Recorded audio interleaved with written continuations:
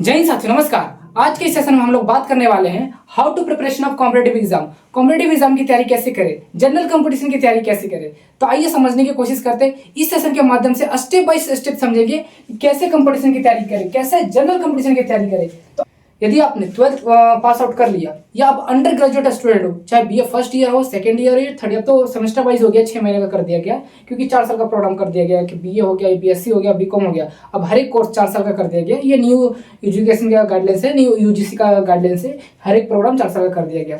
तो समझने की यहाँ कोशिश करना कि आप आगे जनरल कंपटीशन की तैयारी करना चाहते हो, सरकारी नौकरी लेना चाहते हो, तो आगे की पढ़ाई कैसे करें। यदि आपने 12th पास कर लिया या आप अंडर ग्रेजुएट स्टूडेंट हो, तो ये सेशन आप लोगों के लिए। तो देखो मेरा क्या फॉर्मूला है, इस फॉर्मूला के मदद समझने की कोशिश करेंगे। DSAFM क्या है इसका फुल फॉर्म, तो इसी का फुल फॉर्म के माध्यम से समझने की कोशिश करेंगे। देखो आपने 12th पास कर लिया या आप अंडर ग्रेजुएट स्टूडेंट हो, BA first year, second year, third year या लास्ट ईयर में हो, तो इस फॉर्मूला के माध्यम से आगे कंपटीशन की तैयारी करना चाहते हो, सरकारी नौकरी लेना चाहते हो, तो इस फॉर्मूला के माध्यम से हम सब लोग समझने की कोशिश करेंगे कि कैसे कंपटीशन की तैयारी करें और कैसे उस एग्जाम को क्रैक करें और फाइनल रूप से सिलेक्शन ले। तो पहला है डी फॉर डायरेक्शन। डायरेक्शन, अब इसका क्या मतलब हो गया सर? देखो इसका हिंदी होता है दिशा। दिशा मतलब आपको किस दिशा में जाना है, किस डायरेक्शन में आना है, किस एग्जाम प्रिपरेशन को तैयारी करना है, मतलब किस एग्जाम को टारगेट करना। तो यहाँ पर बहुत सारे एग्जाम हो सकते हैं। सिविल सर्विसेज हो सकता है, पहला नंबर सिविल सर्विसेज। दूसरा हो सकता है जुडिशरी। जिन बच्चों ने LLB किया है तो उन बच्चों के लिए जुडिशरी हो सकता है। जिनको सिविल जज बनना है, सेशन कोर्ट का जज बनना है, जुडिशरी। जुडिशरी हो गया, जुडिशरी सर्विसेज, जुडिशरी लिखो, जुडिशरी हो गया। सिविल सर्विसेज में क्या क्या आ जाता है? देखो सिविल सर्विसेज में आ जाता है स्टेट PCS। अगर आप बिहार स्टेट से हो तो BPSC हो जाएगा। अगर आप राजस्थान से हो तो RAS हो जाएगा। मध्य प्रदेश से हो तो MPPCS, यूपी से हो तो UPPCS, झारखंड से हो तो JPSC हो जाएगा। तो इस प्रकार से PCS बोला जाता है। PCS बिहार में इसको BPSC, Bihar public service commission, Bihar public service commission. And second हो गया union public service commission, UPSC। And इसके अलावा UPSC असिस्टेंट कमांडेंट का होता है एग्जाम। ये central arm police forces CAPF, central arm police forces, paramilitary के लिए होता है ये। तो ये हो गया। जुडिशरी के लिए सिविल जज एंड सेशन कोर्ट के जज, लोअर कोर्ट के जज जुडिशरी में हो गया। इसके बाद आता है पुलिस डिपार्टमेंट। और आपको पुलिस डिपार्टमेंट में जाना है तो 12th के बाद आप पुलिस कांस्टेबल का एग्जाम दे सकते हो। एंड आप ग्रेजुएट हो, अपने बीए फाइनल, बीए किसी भी स्ट्रीम से, इवन आप हिस्ट्री लिया या फिर तो आप किसी कोई लैंग्वेज जैसे हिंदी साहित्य हो गया, इंग्लिश लिटरेचर हो गया, मतलब आप ग्रेजुएट हो किसी भी सब्जेक्ट से, एनी स्ट्रीम, किसी भी स्ट्रीम से, किसी भी सब्जेक्ट से अगर आप ग्रेजुएट हो चुके हो, आपका ग्रेजुएशन कंप्लीट हो गया, अगर आपका 20 से 21, हालांकि बिहार दरोगा के लिए 20 मिनिमम 20 ही रखा गया एज, और other state police sub inspector के लिए SI के लिए मिनिमम 21 वर्ष रखा गया है। तो यहाँ लिख लेते हैं BA पास आउट। उन लोगों के लिए मिनिमम एज कितना होना चाहिए? 21, मिनिमम एज 21। तो वो क्या कर सकते हैं? पुलिस डिपार्टमेंट का SI, जिसको दरोगा बोला जाता है, दरोगा। अब दरोगा का फॉर्म भर सकते हो, एग्जाम प्रिपरेशन कर सकते हो। इसके अलावा SSC, स्टाफ सर्विस कमीशन। अब SSC में जा सकते हो। SSC में क्या है? अगर 12th लेवल का आप देखोगे तो CHSL, MTS। ग्रेजुएट लेवल का CGL हो जाता है, आप लोग जानते ही होंगे। CPO हो जाता है। अगर आप दिल्ली पुलिस में जाना चाहते हो, दिल्ली पुलिस सब इंस्पेक्टर बनना चाहते हो, तो CPO दो। इसके CPO की तरह आप सेंट्रल आर्म पुलिस फोर्सेज में भी जा सकते हो, जैसे BSF SI हो गया, CRPF SI हो गया। यहाँ पर CAPF लिख लो, CAPF SI। पहला हो गया CHSL एंड MTS, ये 12th लेवल का हो गया, 12th लेवल का। और ये दोनों हो गया ग्रेजुएट, BA लेवल का, ग्रेजुएट लेवल। आप ग्रेजुएट हो, 21 साल है, तो आप इस एग्जाम को दे सकते हो। CGL हो गया, CPO हो गया। CGL के थ्रू आप जानते हो एक्साइज डिपार्टमेंट आपको मिलेगा, GST डिपार्टमेंट मिलेगा आपको, और इसके अलावा और भी बहुत से ASO हो गया, और भी बहुत सारे डिपार्टमेंट CGL है, वो आप देख सकते हो। CPO हो गया। अगर दिल्ली पुलिस सब इंस्पेक्टर बनना है तो CPO के थ्रू जा सकते हो। और CPO में एक और निकलता है CAPF, central arm police forces से, पैरामिलिट्री के लिए निकलता है। तो CAPF के थ्रू आप SI किस डिपार्टमेंट में? पैरामिलिट्री जैसे होगा BSF हो गया, CISF हो गया, CRPF हो गया, SSB हो गया, ITBP हो गया। अगर इन सब पैरामिलिट्री में सब इंस्पेक्टर बनना चाहते हो, डबल स्टार लेना चाहते हो, दरोगा बनना चाहते हो, तो आप CAPF के थ्रू SI बन सकते हो। लेकिन आप पैरामिलिट्री में अगर असिस्टेंट कमांडेंट बनना चाहते हो, ट्रिपल स्टार लेना चाहते हो, तो UPSC असिस्टेंट कमांडेंट का आप एग्जाम देना होगा। इसमें इंटरव्यू भी होता है, लेकिन इसमें इंटरव्यू नहीं होता है, इसमें SI वाले में इंटरव्यू नहीं होता। तो ये हो गया एसएससी। इसके बाद आता है रेलवे। रेलवे देखो रेलवे तो देखो रेलवे एनटीपीसी जो एग्जाम होता है वो 12th लेवल का भी होता है, ग्रेजुएट लेवल का भी होता है। मैक्सिमम आपको देखने को मिलेगा 12th लेवल का। 12th लेवल का भी होता है और ग्रेजुएट लेवल का भी होता है। एक होता है एएलपी एंड टेक्नीशियन। एएलपी वो भर सकते हैं जिन बच्चों ने 12th में पीसीएम लिया है ना, वो एएलपी का भर सकते हैं। Loco pilot assistant, loco pilot भर सकते हैं। इसके बाद टिकट कलेक्टर का उसमें फॉर्म निकलता है, वैकेंसी निकलता है, टिकट कलेक्टर के लिए भर सकते हो। इसका बाद निकलता है टेक्नीशियन। टेक्नीशियन के जिनके अगर आपने 12th में पीसीएम लिया प्लस आपके पास आईटीआई है या आपने डिप्लोमा कर रखा है इलेक्ट्रिकल डिपार्टमेंट में या फिर मैकेनिकल डिपार्टमेंट में, अगर आईटीआई कर रखा है या डिप्लोमा कर रखा है तो आप टेक्नीशियन का फॉर्म भर सकते हो। इसके अलावा बैंकिंग का भी एग्जाम होता है, बैंकिंग, लेकिन इसके लिए ग्रेजुएशन चाहिए। रेलवे के लिए दोनों ऑप्शन, एनटीपीसी 12th लेवल का भी आता है और ग्रेजुएशन लेवल की बात है। लेकिन एएलपी अगर आपने 12th पीसीएम किया तो एएलपी के थ्रू जा सकते हो। लेकिन टेक्नीशियन आपको बनना है, एएलपी टेक्नीशियन में जाना है तो आपको 12th पीसीएम के साथ साथ आपको क्या करना होगा, आईटीआई या फिर डिप्लोमा, जो भी यहाँ डिमांड किया जाता है। इसके बाद जूनियर इंजीनियर का भी निकलता है, जेई का भी निकलता है। तो आप जेई का भी फॉर्म भर सकते हो अगर आपने बीटेक कर रखा है इलेक्ट्रिकल या इलेक्ट्रिकल ब्रांच में अपना बीटेक कर रखा है। तो जो जिन लोगों ने बीटेक कर रखा तो जेई का जूनियर इंजीनियर का भी, असिस्टेंट जूनियर इंजीनियर या फिर तो जेई का भी आप फॉर्म भर सकते हो। ये तमाम प्रकार के हो गया, पुलिस डिपार्टमेंट हो गया और जुडिशरी हो गया, सिविल सर्विसेज हो गया और बीए पास आउट के मैंने एसएससी बता दिया। एक और निकलता है स्टेट लेवल का निकलता है, जैसे बिहार एसएससी बोला जाता है, सचिवालय में, और आपको सचिवालय में कराते हैं। हालांकि ये देखो ये कब वैकेंसी निकलती है, कब रिजल्ट देता है, कब क्या होता है, उसका कुछ अता पता ठिकाना नहीं है। लेकिन बिहार एसएससी को आप छोड़ सकते हो, अब एसएससी के थ्रू जा सकते हो। अब बात करते हैं कांस्टेबल का। हर एक स्टेट, हर एक राज्य सरकार पुलिस डिपार्टमेंट में एज अ कांस्टेबल के रूप में वैकेंसी निकालती है, जिसमें मिनिमम क्राइटेरिया है 12th प्लस 18 साल। अगर आप 18 साल के हो, 18 एज है, 12th पास आउट हो और आपका एज 18 है तो आप कांस्टेबल, बिहार पुलिस कांस्टेबल का फॉर्म भर सकते हो। बिहार अगर आप यूपी से तो यूपी पुलिस कांस्टेबल, राजस्थान से तो राजस्थान पुलिस कांस्टेबल, उत्तर प्रदेश से तो उत्तर प्रदेश पुलिस कांस्टेबल, झारखंड से तो झारखंड पुलिस कांस्टेबल भर सकते हो। इसके बाद एएसआई का निकलता है।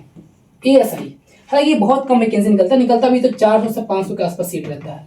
इसमें टाइपिंग वगैरह मांगा जाता है और ड्राइविंग स्किल्स वगैरह मांगा जाता है। तो एएसआई को असिस्टेंट सब इंस्पेक्टर, थाने में छोटा बोलते हो ना, छोटा बाबू है, छोटा बाबू means assistant sub inspector, ASI single star वाले, छोटा बाबू, बड़ा बाबू हो गए जो सब इंस्पेक्टर, एसआई जिन्हें दरोगा बोला जाता है। तो एसआई का भी निकलता है आफ्टर 12th लेवल पर निकलता है। उसमें आपको टाइपिंग वगैरह, अगर आपके पास है ड्राइविंग लाइसेंस है, ड्राइविंग स्किल्स है, तो आप एएसआई का भी निकलता है। इसमें वैकेंसी जो निकलती है 400 से 500 के बीच में निकलती है, तो आप इसे इग्नोर कर सकते हो। लेकिन बिहार पुलिस कांस्टेबल को आप देख सकते हो। इसके अलावा निकलती है दिल्ली पुलिस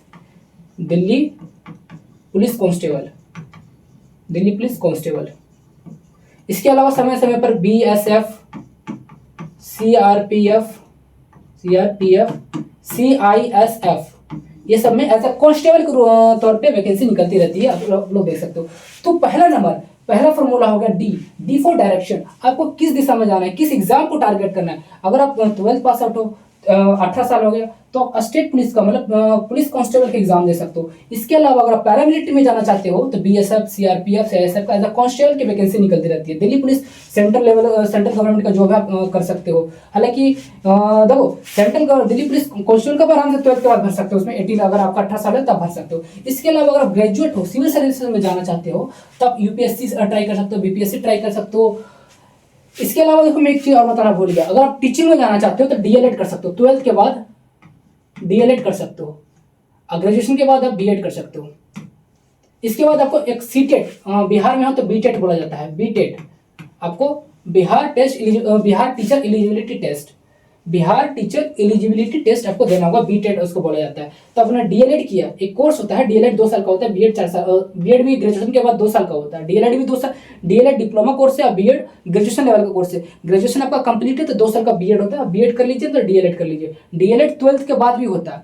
तो आप डीएलएड करोगे तो आप प्राइमरी टीचर बन सकते हो, 1 से लेकर 4 तक बन सकते हो। बीएड करोगे, ग्रेजुएशन प्लस बीएड करोगे तो आप 6 से लेकर के 8 तक बन ही सकते हो। इसके अलावा 9th 10th हाई स्कूल के भी टीचर बन सकते हो, ग्रेजुएशन प्लस बीएड। अगर आपको 12th लेवल का अगर टीचर बनना है, 11th एंड 12th इंटरमीडिएट का टीचर बनना है तो आपको ग्रेजुएशन तो कंप्लीट करना ही होगा, बीएड तो कंप्लीट करना ही होगा, कंपलसरी है बीएड। टीचिंग लाइन में बीएड तो करना ही करना है, इसके साथ साथ पीजी भी करना होगा। यदि पीजी बोले तो एमए, यदि आप इंटरमीडिएट का टीचर बनना चाहते हो, 11th 12th का टीचर बनना चाहते हो, तो पहला number graduation, second BEd and third PG करना होगा। उसके बाद बीटेड क्वालिफाई करना होगा। उसके बाद आपको बीपीएससी का फॉर्म आपको फिल करना होगा, बीपीएससी टीचर, बीपीएससी टीआरई का एग्जाम देना होगा। टीचर वाला आपको एग्जाम देना होगा, बीपीएससी टीआरई का एग्जाम देना होगा। उसमें रैंक अच्छा आता है तो फिर आप टीचर बन जाओगे। मतलब बहुत लंबा टीचर का देखो लंबा प्रोसेस है, लेकिन सैलरी भी ठीक ठाक, मतलब दरोगा से ज़्यादा सैलरी मिल जाता है आपको। यदि अगर आप ईमानदारी पूर्वक काम कर रहे हो दरोगा में, जो भी है, सब इंस्पेक्टर है, एएसआई है, जो भी है, तो उनसे ज़्यादा सैलरी मिल जाता है, कौन टीचर को मिल जाता है। प्रोसेस है, थोड़ा समय लगता है, लेकिन कोई बात नहीं, सैलरी है, रेपुटेशन है, इसमें इज्जत है, सम्मान पूर्वक ये सर्विस है, जॉब है, आप देख सकते हो। अगर आप 12th फिर से समझने की कोशिश करना, अगर आप अपने 12th कंप्लीट कर लिया तो 12th के बाद बीएड तो नहीं कर सकते, लेकिन डीएलएड कर सकते हो। डीएलएड इसीलिए 12th के बाद कर सकते हो क्योंकि बैचलर डिग्री नहीं है, डिप्लोमा डिग्री है। डिप्लोमा इंटरमीडिएट के बाद हो सकता है। अगर आपने 12th के बाद 2 साल का, ये 2 साल दोनों 2 साल का होता है, 2 साल का प्रोग्राम होता है, डीएलएड आपने कर लिया तो आप 1 से लेकर 4 तक टीचर बन ही सकते हो। साथ ही साथ अगर आपने ग्रेजुएशन प्लस डीएलएड किया, ग्रेजुएशन के बाद डीएलएड किया, तो आप 8 स्टैंडर्ड तक भी टीचर बन सकते हो। मतलब ग्रेजुएशन तो अगर आपने ग्रेजुएशन के साथ साथ डीएलएड किया तो 8 तक टीचर बनोगे, लेकिन 12th के साथ आपने डीएलएड किया है तब प्राइमरी टीचर 1 से लेकर 4 तक, मतलब 4th स्टैंडर्ड तक आप टीचर बन सकते हो। और मिडिल स्कूल का टीचर बनना है, 6 से लेकर 8 क्लास तक टीचर बनना है, तो ग्रेजुएशन प्लस डीएलएड, नहीं तो graduation plus BEd, graduation plus DElEd, नहीं तो ग्रेजुएशन प्लस बीएड, अगर यदि 8 तक टीचर बनना है तो।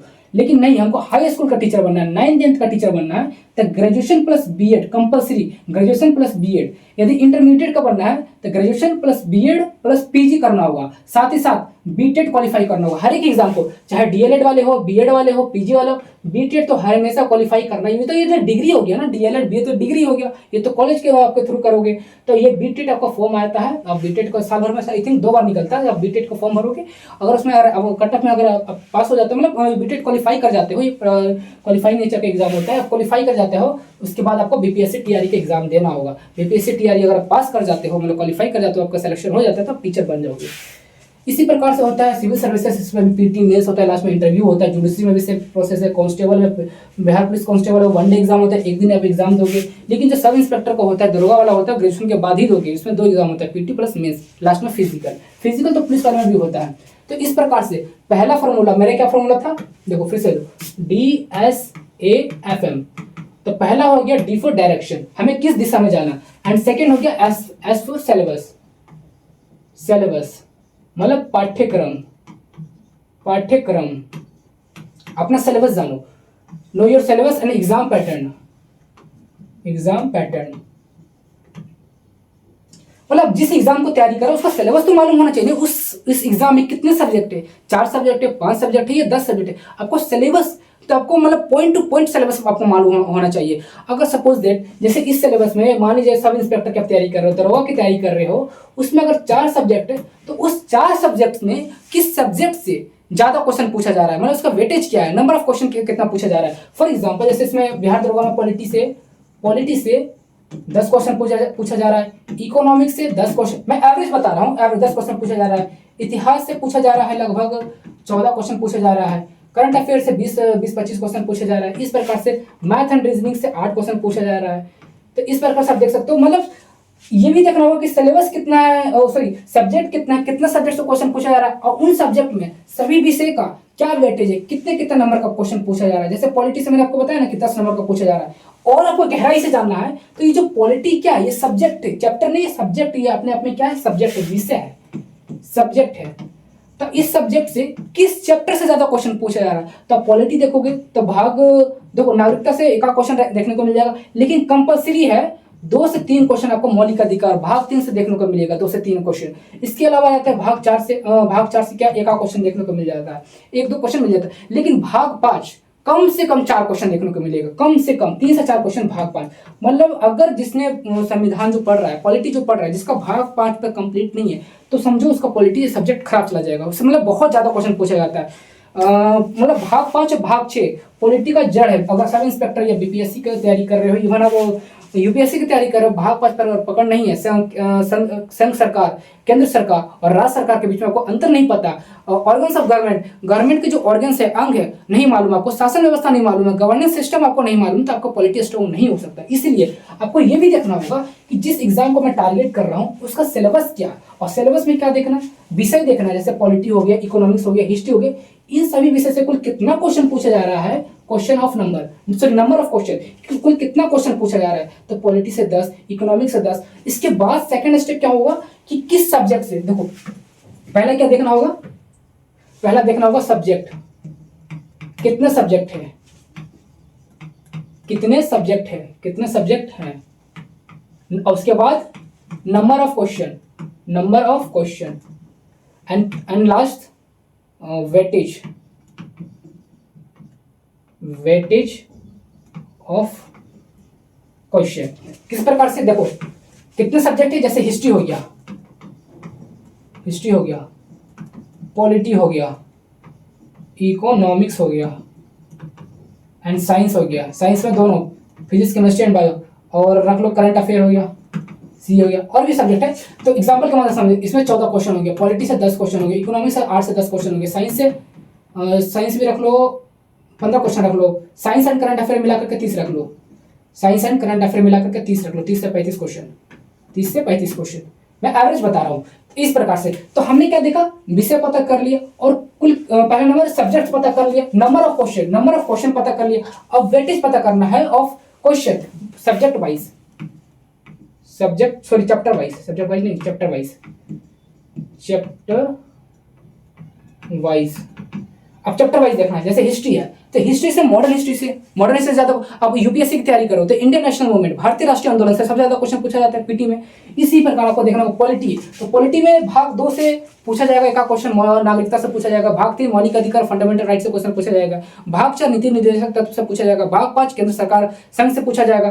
तो जो भाग 5 और भाग 6 जिसका कंप्लीट नहीं है, पकड़ नहीं है, ऑर्गन्स ऑफ गवर्नमेंट पे पकड़ नहीं है, केंद्र सरकार राज्य सरकार पर पकड़ नहीं है, तो पॉलिटी से मतलब बहुत सा क्वेश्चन छूटने वाला है। तो इस प्रकार आपको देखना होगा कि जो सब्जेक्ट है उस सब्जेक्ट में कुल कितने चैप्टर है और किस चैप्टर से कुल कितना क्वेश्चन पूछा जा रहा है। तो जिस चैप्टर से ज्यादा क्वेश्चन पूछा जा रहा है उसको थोड़ा ज्यादा समय दीजिएगा, और जिस चैप्टर से कम समय दे रहा है उसको भी ज्यादा समय देना होगा। कि क्या ऐसा भी तो हो सकता है ना कि जिस चैप्टर को आपने कम समय दिया, एग्जाम में परफॉर्म करने के लिए गए, है ना, एग्जाम में अपना एग्जाम सेंटर पर जैसे पूछे, पता चला कि जिस चैप्टर को मैंने ज्यादा ध्यान दिया ही नहीं, पढ़ा ही नहीं, और उसी से क्वेश्चन आ गया, आपको तो फिर चौपट हो जाएगा। फिर अब पता नहीं कब वैकेंसी आएगा, कब फॉर्म आप फिलअप करोगे, उसका कोई अता पता नहीं है, आपके हाथ में है नहीं। तो तैयारी ऐसा करो कि मतलब फर्स्ट अटेम्प्ट में सिलेक्शन हो जाए, दुविधा में नहीं रहना हमें ये सब के आधार पर नहीं कि हाँ पुराने चैप्टर को पढ़ना है, उस विषय को पढ़ना है, उससे क्वेश्चन नहीं पूछा रहा छोड़ो, नहीं, सभी मतलब पूरे सिलेबस को आपको कंट्रोल होना चाहिए, पूरे सिलेबस पर आपको पकड़ होना चाहिए।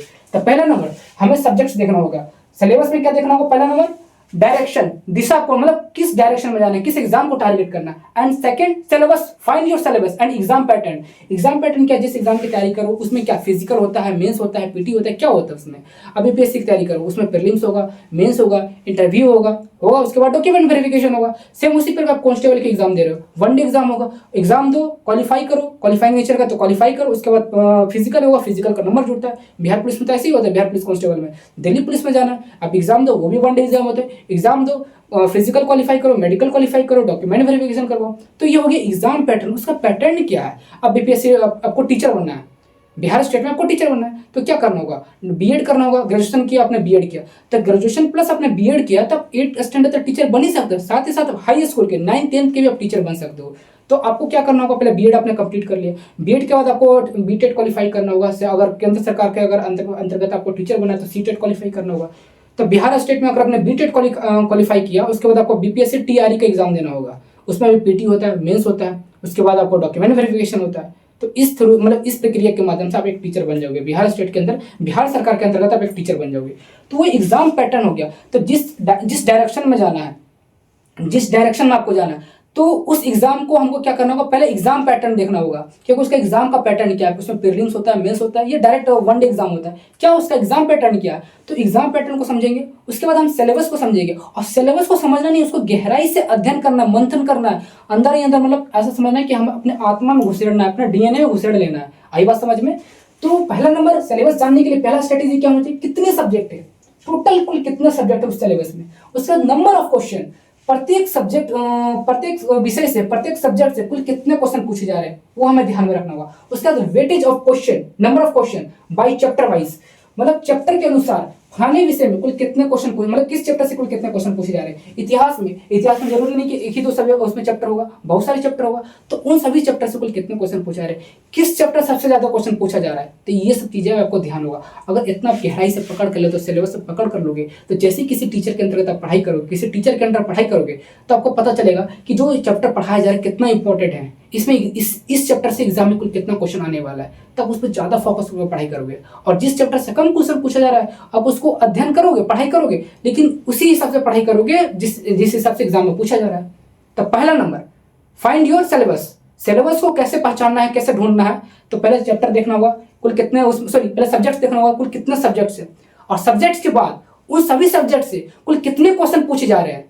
जब ये पता चल जाए टोटल क्वेश्चन कितने पूछे जा रहे हैं, 14, 10, 20, 25, 30 क्वेश्चन पूछे जा रहे हैं, उसके बाद चैप्टर देखना होगा कि किस चैप्टर से कुल कितना पूछा जा रहा है, मतलब चैप्टर वाइज भी आपको देखना होगा।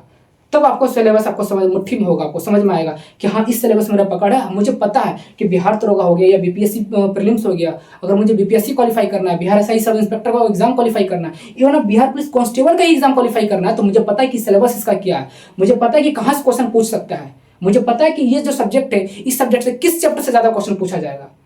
तो इस प्रकार से हमारा 2 टॉपिक कंप्लीट हो गया। मेरे क्या फॉर्मूला था, DSAFM। तो पहला होगा D for direction, S for syllabus and exam pattern. अब आते हैं ए क्या है, एनालाइज। ये हो गया एनालाइज, आपको एनालाइज करना है, क्या करना है, PYQ एनालिसिस करना है, PYQ। अब PYQ क्या है सर, प्रीवियस ईयर क्वेश्चन। इसका मतलब क्या, पिछले वर्ष का, मैं हिंदी में ले देता हूं, पिछले वर्ष का प्रश्न पत्र आपको देखना है, क्वेश्चन पेपर पिछले वर्ष का क्वेश्चन। आप बीपीएससी की एग्जाम की तैयारी कर रहे हो, बिहार पुलिस कांस्टेबल की एग्जाम की तैयारी करो, इवन आप बिहार एसआई की तैयारी करो, या किसी अदर स्टेट की तैयारी करो, इवन आप यूपीएससी की तैयारी कर रहे हो,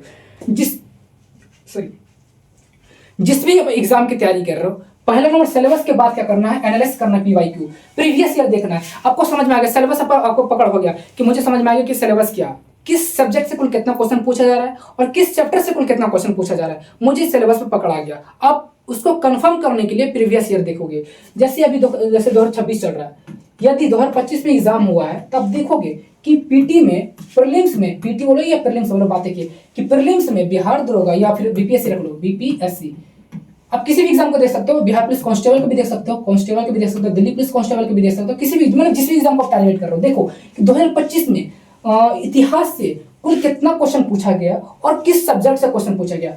फिर उसी प्रकार अब साइंस में देखो कि 2025 में फलाने एग्जाम का हम अगर टारगेट कर रहे हैं, तो उस एग्जाम का 2025 में कुल कितना क्वेश्चन पूछा गया और उसका वेटेज कितना है। इसके अलावा और जिस भी एग्जाम की तैयारी कर रहे हो, स्टेट पीसीएस की तैयारी कर रहे हो, यूपी पीसीएस की तैयारी कर रहे हो, आपको क्या करना है, प्रीवियस ईयर आपको पढ़ना नहीं है, बस किताब को पेज पलटना है और उस क्वेश्चन को ढूंढना है कि पॉलिटी से कुल कितना क्वेश्चन पूछा गया, इतिहास से कुल कितना क्वेश्चन पूछा गया, और इतिहास से टोटल क्वेश्चन को नोट करो। अब देखो किस चैप्टर से ज्यादा क्वेश्चन है, किस चैप्टर से ज्यादा क्वेश्चन पूछा गया, उसका वेटेज क्या, वेटेज मींस उसका मतलब कितना नंबर ऑफ क्वेश्चन कितना है, उसका देखना होगा आपको। 2025 का देख लिया, 2024 का देख लिया, मतलब पिछले 5 वर्षों का एनालाइज कर लिया। तो एनालाइज PYQ 5 ईयर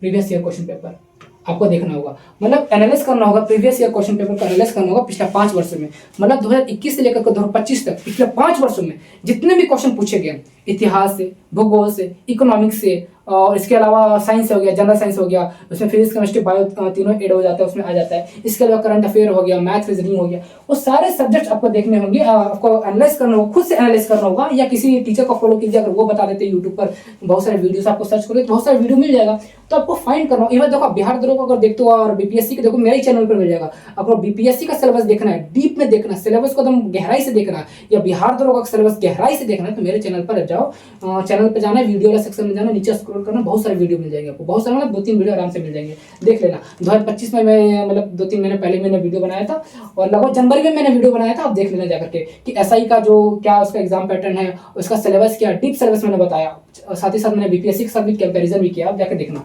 तो इस प्रकार से पहला हो गया हमारा फार्मूला के अकॉर्डिंग हो गया DSAFM।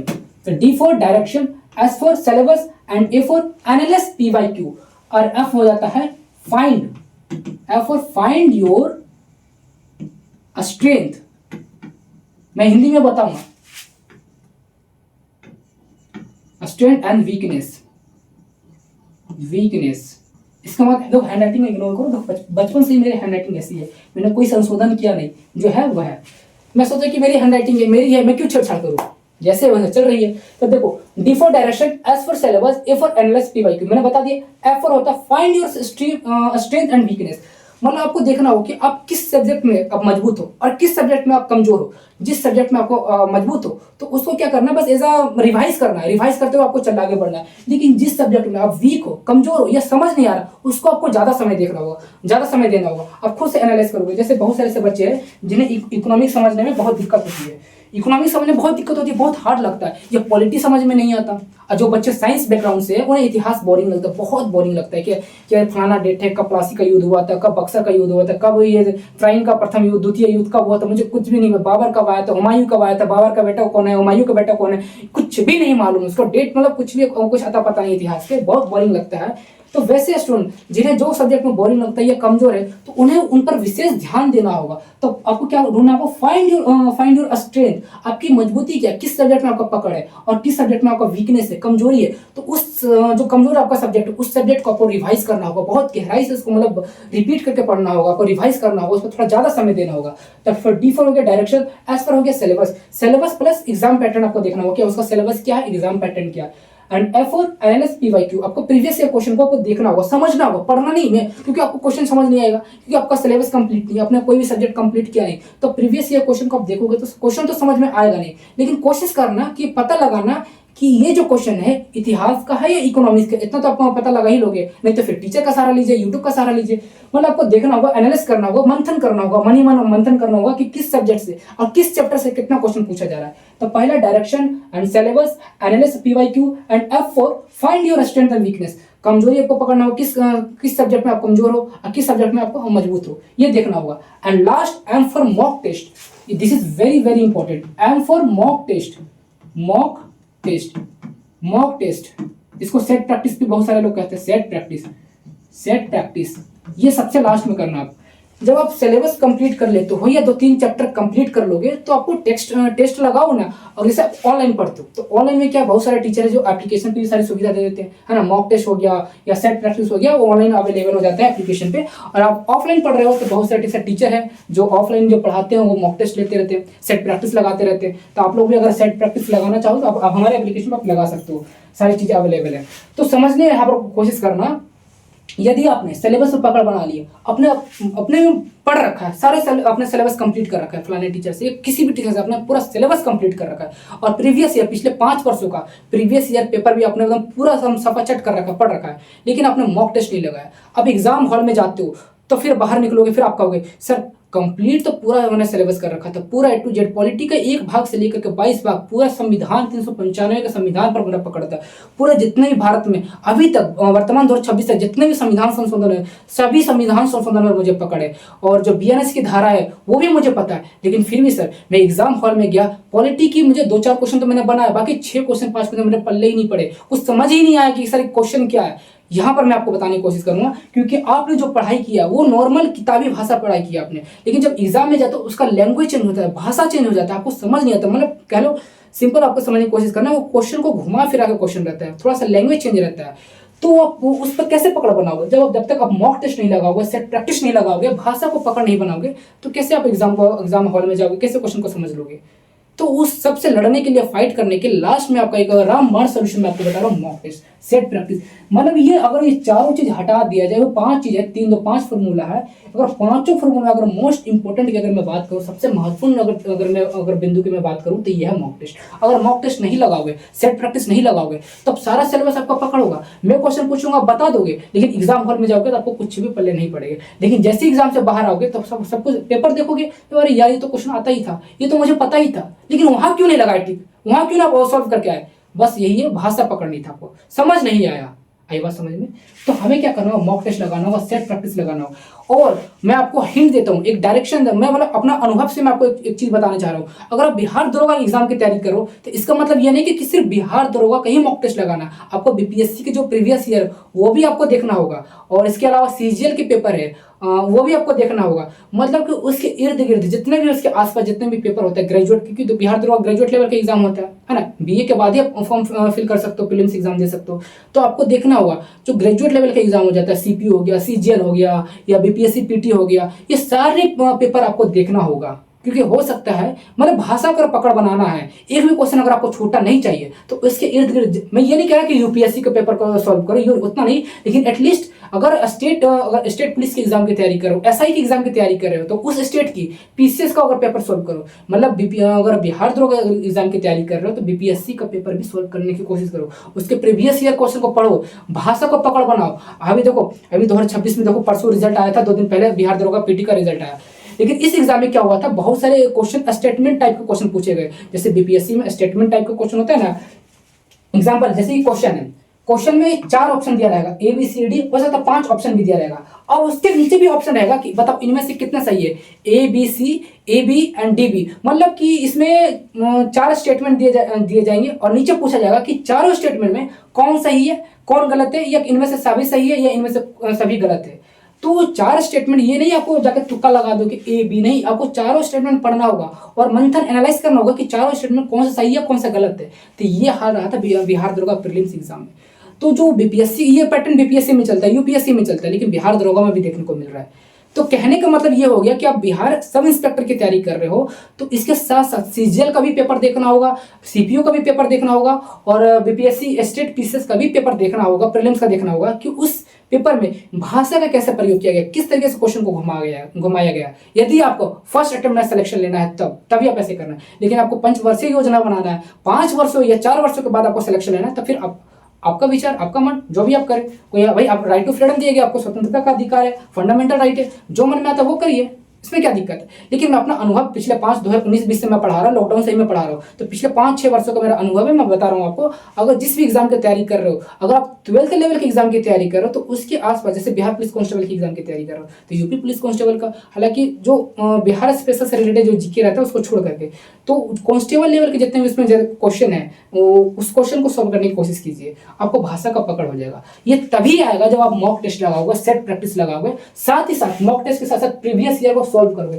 पहले प्रीवियस ईयर को क्या करना, आपको देखना होगा, सिर्फ देखना शुरू में, सिलेबस कंप्लीट होने से पहले एक बार देख लीजिए कि किस सब्जेक्ट से कितना क्वेश्चन पूछा जा रहा है। लेकिन जब सारा सिलेबस कंप्लीट हो जाए तो एक बार प्रीवियस ईयर पेपर को भी पढ़ लेना, एग्जाम मॉक टेस्ट लगा लेना। प्रीवियस ईयर का बहुत सारा मिल जाएंगे एप्लीकेशन आपको, उस पर जाकर मॉक टेस्ट आप लगा लेना। लेकिन अंत में यही बोलूंगा, सिलेबस कंप्लीट करो, बढ़िया से पढ़ाई करो, अध्ययन करो, मन लगा के पढ़ाई करो, जरूर सिलेक्शन होगा। लास्ट में मॉक टेस्ट लगाना भूलना मत। ये रामबाण, मतलब ये सिलेक्शन लेने का एक तरीका है, मतलब ट्रिक है, ट्रिक नहीं कह सकते, रामबाण मतलब ये अमृत है। अगर अमृत अगर समझते हो तब इसका मतलब आपका वैल्यू आपको पता होगा कि मॉक टेस्ट किया, बहुत इंपॉर्टेंट है मॉक टेस्ट, अगर आपको सिलेक्शन फर्स्ट अटेम्प्ट में आपको सिलेक्शन लेना है तो आज तक सेशन इतना ही। आपको पता चल गया कि जो मेरा ये फॉर्मूला है DSAFM, डी फॉर डायरेक्शन, दिशा, आपको किस डायरेक्शन में जाना है, किस एग्जाम को प्रिपरेशन करना है। S for syllabus, know your syllabus, अपने सिलेबस को जाने, एग्जाम पैटर्न को पहचाने। ए फॉर एनालिसिस, PYQ, आपको प्रीवियस ईयर क्वेश्चन को एनालाइज करना है, मंथन करना है। F for find your strength and weakness, आपको अपनी मजबूती को पहचानना और कमजोरी को पहचानने की, किस सब्जेक्ट में हम कमजोर है और किस सब्जेक्ट में हम मजबूत है।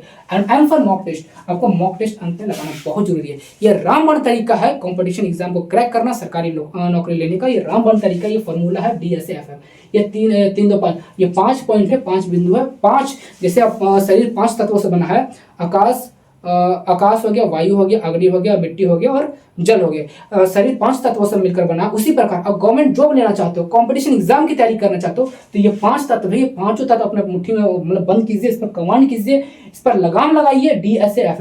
DSAFM, अगर इस 5 तत्वों पर, इस 5 पॉइंट पर अगर लगाम लगा लेते हो तो आराम से कॉम्पिटिटिव एग्जाम सिलेक्शन आराम से ले लोगे, आराम से आपका सिलेक्शन हो जाएगा। लेकिन लास्ट में मैं यही बोलूंगा, मॉक टेस्ट लगाना मत भूलना। तो मिलेंगे अगले सेशन में, तब तक के लिए बाय, जय हिंद।